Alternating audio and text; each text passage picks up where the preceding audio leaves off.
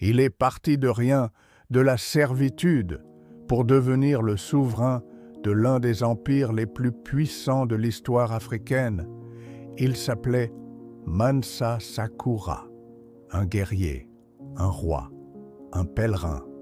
Mais ceci n'est pas une célébration du pouvoir pour le pouvoir, car derrière chaque empire d'or, il y a des peuples conquis, taxés et réduits en esclavage. Voici l'histoire de l'ascension de Mansa Sakura, mais aussi celle des Africains qui ont résisté à l'Empire. Sakura n'est pas né roi. Il était esclave de cour, sans doute un officier militaire captif au service de la famille royale Keïta, la dynastie fondatrice de l'Empire du Mali par Sundiata Keïta. Mais l'esclavage au Mali, surtout pour les esclaves militaires ou djonov, ne signifiait pas toujours impuissance. Cela pouvait rapprocher du pouvoir. Sakura gravit les échelons militaires avec discipline et intelligence. Comme l'écrit l'historienne Sylviane A. Diouf, dans plusieurs sociétés ouest-africaines, des esclaves pouvaient atteindre des postes élevés, notamment dans l'armée. À la fin des années 1200, l'Empire du Mali traversait une crise de leadership. Sakura frappa. Il renversa le Mansa en place et prit le trône, devenant ainsi l'un des seuls anciens esclaves de l'histoire mondiale à gouverner un empire. Mais rappelons ceci, même s'il fut esclave, Sakura, une fois au pouvoir, a maintenu les mêmes systèmes impériaux qui l'avaient autrefois opprimé.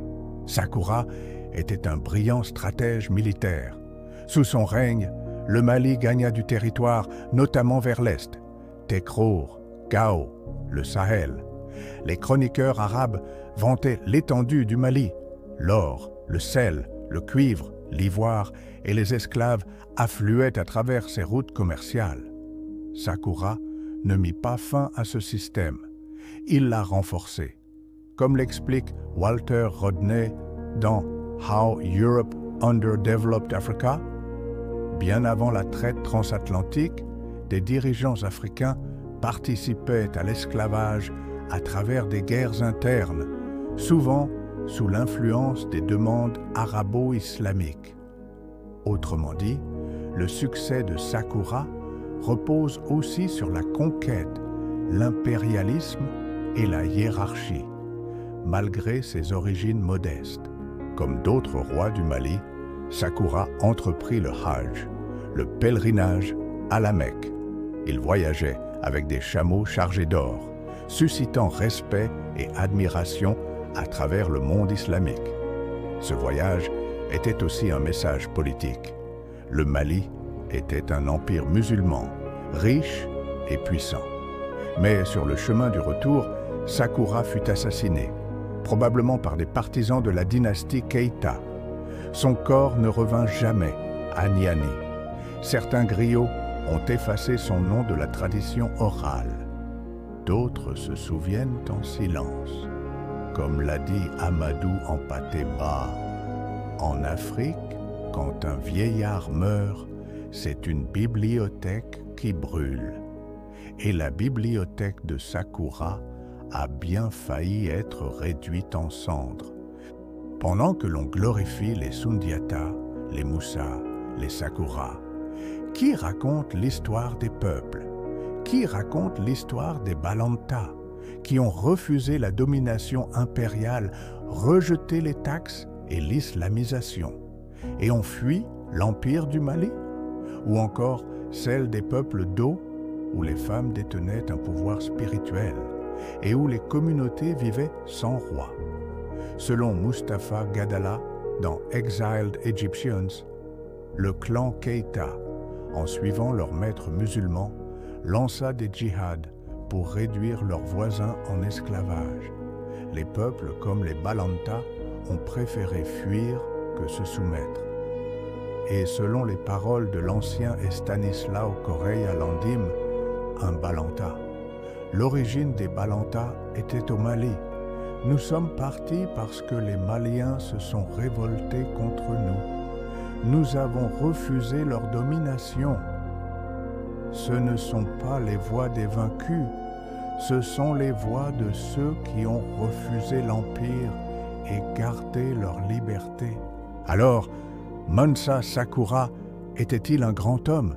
Oui, il était audacieux. Oui, il était brillant. Il est passé de l'esclavage au trône. Mais, comme les rois avant et après lui, il a gouverné un système qui opprimait, taxait et réduisait à l'esclavage.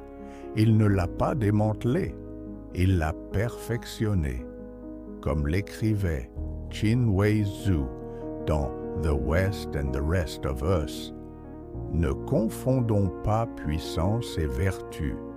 Être grand dans l'Empire n'est pas être bon pour le peuple.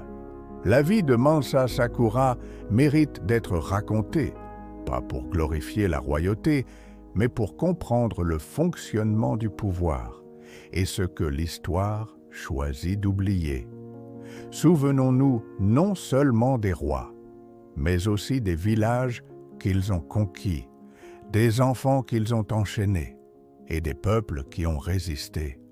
Au baobab intérieur, nous racontons les histoires non pas seulement depuis les trônes, mais depuis les racines, là où vit la vérité et où pousse la résistance.